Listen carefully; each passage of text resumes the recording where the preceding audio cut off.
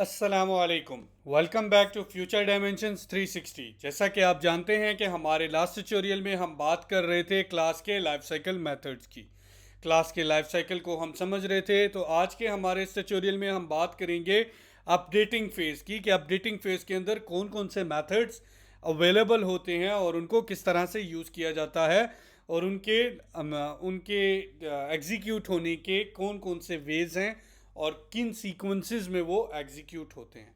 तो सबसे पहले हमारे पास अपडेटिंग फेज के अंदर गेट स्टेटिक मेथड अवेलेबल होता है, get derived state from props. आप फेमिलियर हैं इस मेथड से, हमने लास्ट टाइम भी बात की थी इस मेथड की। ये क्या होता है जी? ये एग्जीक्यूट होता है कब? सबसे पहले ये एग्जीक्यूट होता है जैसे ही कोई भी अपडेट आती है किसी भी स्टेट में या किसी भी प्रॉप्स में। when the state of the component depend upon the changes in the props। तो क्या होता है कि ये इसको इसको क्यों यूज़ किया जाता है, कब यूज़ किया जाता है? कि जब आपकी स्टेट जो होती है वो डिपेंड कर रही होती है डायनामिकली प्रॉप्स के ऊपर। ये स्टैटिक मेथड है, इसके अंदर दिस कीवर्ड की एक्सेस नहीं होती है आपको। आप इसके मेथड के अंदर रिटर्न में एक ऑब्जेक्ट रिटर्न करवाते हैं जो कि आपका स्टेट के अंदर सेट हो जाता है। ठीक है जी, इसीलिए इसमें आप सेट स्टेट कर सकते हैं। सेकेंडली, आप इस मेथड के अंदर कोई भी नेटवर्क कॉल नहीं कर सकते, आपको कोई भी एक्सियोस या एजेक्स कॉल करना अलाउड नहीं होता। यानी कि ये अच्छी बात नहीं है कि आप कॉल करें, बिल्कुल हाईली नॉट रिकमेंडेड है। बहुत रेयरली यूज़ होने वाला मेथड है ये क्लास बेस्ड लाइफ साइकिल का। सेकेंडली, हमारे पास अवेलेबल होता है शुड कंपोनेंट अपडेट। आने वाली प्रॉप्स और आने वाली स्टेट को एज एन इनपुट लेता है। शुड कंपोनेंट अपडेट, जैसा कि अपने नाम से ही बता रहा है, ये आपको बताता है कि क्या कंपोनेंट अपडेट होगा या नहीं। नई प्रॉप्स ले लेता है तो आप इसका कंपैरिजन करके रिटर्न में बता सकते हैं कि आपका कंपोनेंट अपडेट होगा या नहीं। रिटर्न में या ट्रू या फॉल्स देते हैं, इस कंपोनेंट में इंडिकेट करता है कंपोनेंट को रीरेंडर होना है या नहीं होना। परफॉर्मेंस ऑप्टिमाइजेशन के लिए नॉर्मली यूज़ होता है। और अगेन इसके अंदर आप कोई भी एजेक्स या एक्सियोस कॉल नहीं करते, कोई भी नेटवर्क पेलोड या डेटा लोड नहीं करते, बिल्कुल रिकमेंडेड नहीं होता। बहुत रेयरली यूज़ होने वाला मेथड है ये भी। आफ्टर दैट हमारे पास नेक्स्ट रेंडर मेथड अवेलेबल होता है। जैसा कि हमने लास्ट ट्यूटोरियल में पढ़ा था, ये वाहिद मेथड है क्लास लाइफ साइकिल का जो कि रिक्वायर्ड होता है। इसके अंदर आप स्टेट्स या प्रॉप्स को यूज़ करते हैं, डिस्ट्रक्टरिंग करते हैं उनकी, और रिटर्न में JSX एलिमेंट रिटर्न करते हैं जो कि आपकी डॉम नोड्स में जाके अपेयर हो जाते हैं फ्रंट एंड के ऊपर या आपके HTML के ऊपर आपके ब्राउज़र में अपेयर होते हैं। लास्टली आप क्या करते हैं, इसके अंदर स्टेट्स को डायरेक्टली मैनिपुलेट नहीं कर सकते, प्रॉप्स को भी, एंड कोई भी नेटवर्क या एजेक्स कॉल नहीं कर सकते। इस मेथड में भी बिल्कुल रिकमेंडेड नहीं है ये। इसके बाद आपके जितने भी चिल्ड्रन अवेलेबल होते हैं आपके इस रेंडर मेथड के अंदर, उन सब के लाइफ साइकिल मेथड्स को कॉल में चली जाती है। यानी कि उनके अपडेटिंग फेज़ के जो लाइफ साइकिल मेथड हैं वो कॉल हो जाते हैं इसके बाद। आफ्टर दैट हमारे पास फोर्थ मेथड जो है वो गेट स्नैपशॉट बिफोर अपडेट का होता है, जो कि प्रीवियसली स्टेट या प्रीवियस प्रॉप्स को लेता है। कुछ कैलकुलेशन परफॉर्म करके आप या तो कोई वैल्यू रिटर्न करते हैं या नल रिटर्न करते हैं। वैल्यू, जैसा कि मैं एग्जांपल में कहता हूं कि आपने एक डॉक्यूमेंट था, वो स्क्रॉलिंग पोजीशन पे वाई एक्सिस में 150 पिक्सल्स पे था, तो आपने वो निकालनी है पोजीशन जिस पे था यूज़र, आपने उसी यूज़र को उसी प्लेस पे वापस लेकर जाना है। तो इस तरह की कैलकुलेशंस आप परफॉर्म करके स्क्रॉलिंग पोजीशन को कैप्चर करके तो उसको आप नेक्स्ट आने वाले फंक्शन के अंदर पास कर सकते हैं जो इसके बाद कॉल होता है।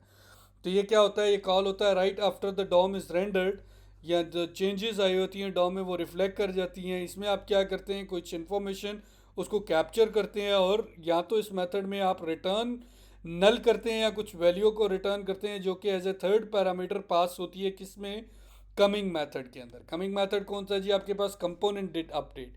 ये वो वाहिद मेथड है अदर देन रेंडर जो कि अपडेटिंग फेज में सबसे ज़्यादा यूज़ होने वाला मेथड है और नॉर्मली लोग इसी को यूज़ करते हैं।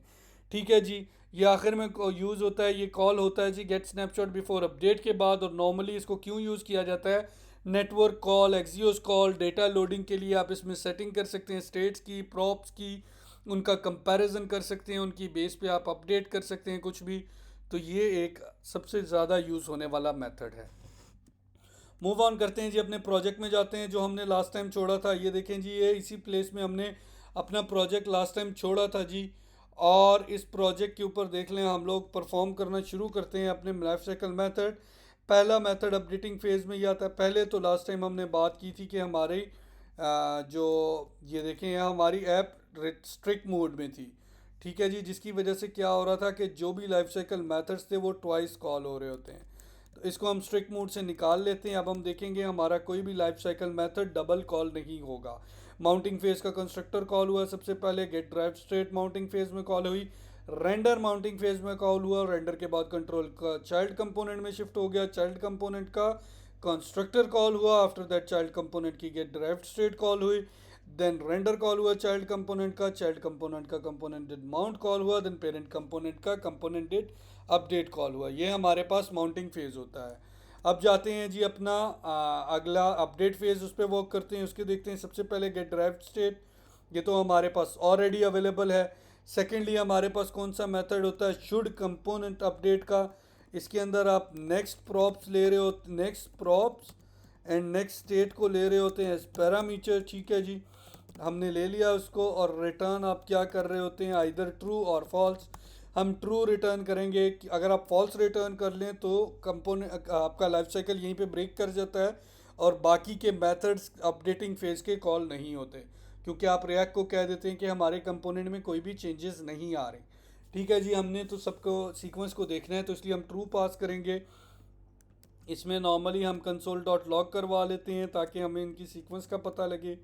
आफ्टर दिस हमारे पास थर्ड रेंडर मेथड कॉल होता है जो ऑलरेडी बना हुआ है हमारे पास। फिर फोर्थ हमारे पास गेट स्नैपशॉट बिफोर अपडेट होता है जी।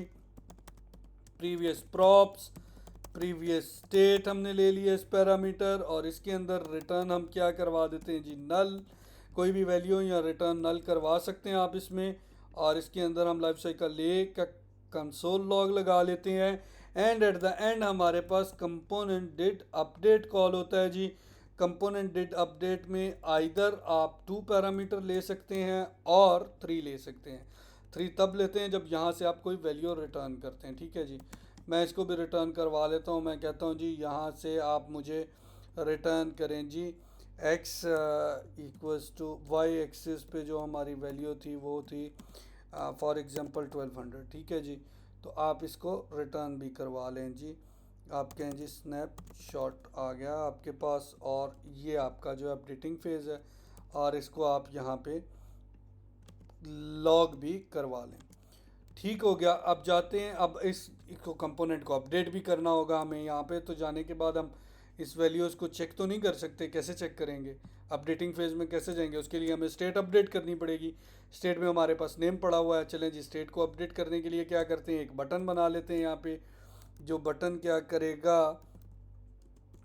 उसको मैं दे देता हूँ जी क्लिक मी, के क्लिक मी का टेक्स्ट दे दिया, और यहाँ पे एक हैंडलर बना लेते हैं, चेंज हैंडलर में नाम दे देता हूँ जी इसको। एरो फंक्शन लगा लेते हैं। एरो फंक्शन कहता है कि जैसे ही चेंज हो दिस डॉट सेट स्टेट, आप स्टेट को सेट करवाएं इसके अंदर, और नेम को क्या करें, इक्वल टू करवा दें फ्यूचर डायमेंशंस और 360। ठीक हो गया। इस चेंज हैंडलर को आप इस बटन के ऑन क्लिक पे कॉल कर लें। जैसे ही बटन पे क्लिक हो तो आपने क्या करना है, आपने ये अपडेट कर देना है, तो अपडेटिंग फेस कॉल होना शुरू हो जाएगा।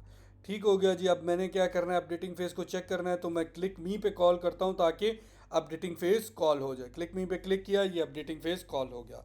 सबसे पहले get derived state from props call हुई पेरेंट कंपोनेंट की, then should component update call हुआ पेरेंट कंपोनेंट का, पेरेंट कंपोनेंट का रेंडर कॉल हुआ, देन कंट्रोल शिफ्ट हो गया चाइल्ड कंपोनेंट में get derived state from props. इसमें शुड कंपोनेंट अपडेट डिफाइन नहीं है इसलिए वो कॉल नहीं हुआ। रेंडर है तो वो कॉल हो गया। Then get snapshot before update भी नहीं है, कंपोनेंट डिड अपडेट भी नहीं है। चाइल्ड में तो वो दोनों भी कॉल नहीं हुए। फिर रेंडर के बाद साथ ही पेरेंट कंपोनेंट का get snapshot before update call हुआ और कंपोनेंट डिड अपडेट भी कॉल हो गया। अब हम क्या करते हैं, हम कोशिश करते हैं कि ये जो हमने 3 मेथड्स अपने परफॉर्म किए हैं इधर, जो कि चाइल्ड कंपोनेंट में अवेलेबल नहीं है, तो इनको भी उधर डिक्लेयर भी, इनको इधर भी डिफाइन कर दें, और कंपोनेंट 1 की बजाय कंसोल लॉग में कंपोनेंट बी से अपडेट कर दें। सबको कर दिया हमने। जाते हैं इधर, जाके रीलोड कर लेते हैं, कंसोल को क्लियर करके क्लिक मी पे क्लिक कर लेते हैं और स्टेट को अपडेट कर लेते हैं। अब देखें जी, पेरेंट कंपोनेंट का get derived state as it is आ गया, शुड कंपोनेंट अपडेट भी आ गया, रेंडर भी आ गया। अब get derived state from props आ गया, फिर रेंडर आ गया, फिर get snapshot before update B का आ गया, पेरेंट का फिर गेट स्नैपशॉट बिफोर अपडेट आ गया, देन कंपोनेंट डिड अपडेट आ गया चाइल्ड का, at the end component did update आ गया आपके पेरेंट का। अब क्या करते हैं, अब हम लोग अपने पेरेंट कंपोनेंट में जाते हैं और हम कहते हैं जी हमारी स्टेट में कोई चेंजेस नहीं आई, इसको फॉल्स कर दो। ठीक है, अब हम इसको रीलोड करके इसको रिमूव कर लेते हैं और क्लिक मी पे क्लिक करते हैं तो देखें हमारे पास सिर्फ लाइफ साइकिल ए यानी कि पेरेंट कंपोनेंट की गेट डिराइव्ड स्टेट कॉल हुई और शुड कंपोनेंट कॉल हुआ, बट उसने रिटर्न किया फॉल्स और हमने रिएक्ट को कहा कि कोई स्नैपशॉट कोई चेंजेस नहीं है डॉम के अंदर। रिएक्ट ने उधर ही ब्रेक कर दिया और कोई भी लाइफ साइकिल मेथड कॉल नहीं हुआ। तो ये हमारे पास बेसिकली होता है जी लाइफ साइकिल मेथड की सीक्वेंसेस, इन सीक्वेंसेस पे कॉल हो रहे होते हैं आपके लाइफ साइकिल मेथड। अब मूव ऑन करते हैं जी, चेक कर लेते हैं अनमाउंटिंग फेज। अनमाउंटिंग फेज में हमारे पास एक ही मेथड अवेलेबल होता है जिसको कंपोनेंट विल अनमाउंट कहते हैं। ये कब कॉल होता है, राइट आफ्टर जैसे ही आपका कंपोनेंट डिस्ट्रॉय होता है या अनमाउंट होता है या उसको रिमूव किया जाता है डॉम से, साथ ही ये मेथड कॉल हो जाता है। ये मेथड क्यों कॉल किया जाता है, इसमें बेसिकली क्या फंक्शनैलिटीज़ परफॉर्म की जाती हैं। सबसे पहले आपने कोई भी सब्सक्रिप्शन ली होती है या कोई रिक्वेस्ट आपकी जा रही होती है कॉन्टीन्यूसली, तो आप उनको कैंसिल कर सकते हैं, आप अपने रिमूव कर सकते हैं हैंडलर्स को, इवेंट्स के जो आपने लगाए हुए होते हैं। जैसा कि मैं कहता हूँ मैंने माउस की ट्रैकिंग को ट्रैक करना है एक कंपोनेंट के अंदर, तो वो आपने एक इवेंट हैंडलर डॉम पे लगा दिया माउस की ट्रैकिंग को ट्रैक करने के लिए। तो जैसे ही आपका वो कंपोनेंट रिमूव होगा डॉम से, तो आपने माउस की ट्रैकिंग भी तो ख़त्म करनी है, वो इवेंट जो आपने डॉम पे लगाया था वो ख़त्म करना है, उसके लिए आप ये फंक्शन का यूज़ कर सकते हैं। इनवैलिडेटिंग कर सकते हैं अपने टाइमर्स की, आपने कोई सेट टाइम इंटरवल या सेट टाइम आउट रखे हुए हैं तो उनको आपने रिमूव करना हो अपने कंपोनेंट में से, तो अपने डॉम में से, तो वो भी आप इस फंक्शन में परफॉर्म कर सकते हैं। लास्टली हमारे पास क्या होता है कि इसके अंदर आप कोई भी सेट स्टेट या नेटवर्क रिक्वेस्ट या इस तरह की चीज़ को कॉल नहीं कर सकते, बिल्कुल रिकमेंडेड नहीं होता। Final phase of life cycle method is error handling. Error handling में दो मेथड्स होते हैं, get derived state from error and component did catch. कब कॉल होते हैं, जैसे ही आपके पास एरर रखा होता है रेंडरिंग में या किसी कंस्ट्रक्टर या लाइफ साइकिल मेथड की कॉलिंग में आपके चाइल्ड कंपोनेंट के अंदर। साथ ही ये सारे मेथड्स कॉल ये दोनों मेथड्स कॉल हो जाते हैं। इन मेथड्स को हम डिटेल में पढ़ेंगे जब हम एरर बाउंड्री का टॉपिक कवर करेंगे इसी ट्यूटोरियल सीरीज़ में। कमिंग लेक्चर्स में आ रहा है हमारे पास एरर बाउंड्रीज़ का, तो बने रहिए हमारे साथ। तो उम्मीद करता हूँ कि आपको आज की वीडियो हमारी पसंद आई होगी। हमारे चैनल को लाइक करना या सब्सक्राइब करना ना भूलिएगा जी। In case of any question आप हमें डायरेक्टली मेल भी कर सकते हैं, कमेंट बॉक्स में कमेंट भी कर सकते हैं। थैंक यू जी, अल्लाह हाफिज़।